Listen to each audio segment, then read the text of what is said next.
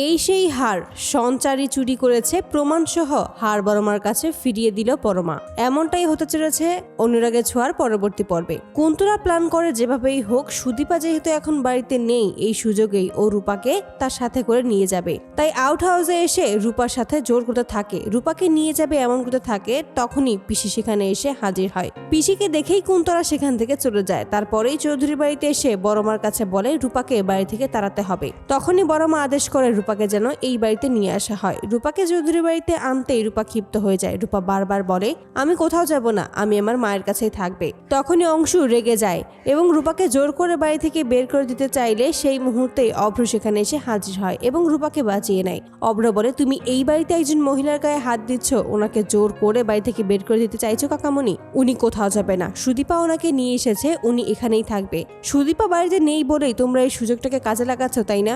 অপরদিকে পরমা যখন ওপর থেকে অভ্র ও গায়ত্রীর গলা শুনতে পায় তখনই বলে যে নিচে কিছু একটা হচ্ছে, আমাকে যেতেই হবে। নিচে যাওয়ার উদ্দেশ্যে বেরিয়ে পড়লেই বড়মার ঘরের সামনে এসেই দেখতে পায় সঞ্চারী বড়মার আলমারি থেকে গলার হার চুরি করছে। বড়মা তখন সঞ্চারীর কাছে আসে এবং সঞ্চারীকে বলে হারটা ফিরিয়ে দিতে। তবে সঞ্চারী বলে সেই হারটা ফিরিয়ে দেবে না। এই বলেই পরমাকে ধাক্কা দিয়ে ফেলে সেখান থেকে চলে যায়। তবে পরমাও সঞ্চারীর পিছু আসে, সঞ্চারীকে টানতে টানতে সকলের সামনে নিয়ে আসে। সকলের সামনেই তখন জানিয়ে দেয় সঞ্চারী আলমারি থেকে হার চুরি করেছে। এতে সকলেই অবাক হয়ে যায়। সঞ্চারী সমস্তটা অস্বীকার করলে তখনই পরমা সঞ্চারীর কাছ থেকে সেই চুরি করা হারটা বের করে বড়মার হাতে দেয় আর বলে যে এটাই হলো সেই হার, এটাই সঞ্চারী চুরি করেছে। সঞ্চারী বলে তুমি মিথ্যা কথা বলছো, আমি এটা চুরি করিনি, তুমি নিজেই এটা আমাকে এনে দিয়েছিলে। পরমা এতে করে অবাক হয়ে যায়। তখনই বলে আমি জানতাম তুমি নিশ্চয়ই কোনো একটা গন্ডগোল করবে বা আমাকে ফাঁসিয়ে দেবে, তাই তো আমি প্রমাণ রেখেছি। এতে করে ভয় পেয়ে যায় সঞ্চারী, সে কি করবে কিছুই বুঝতে পারে না।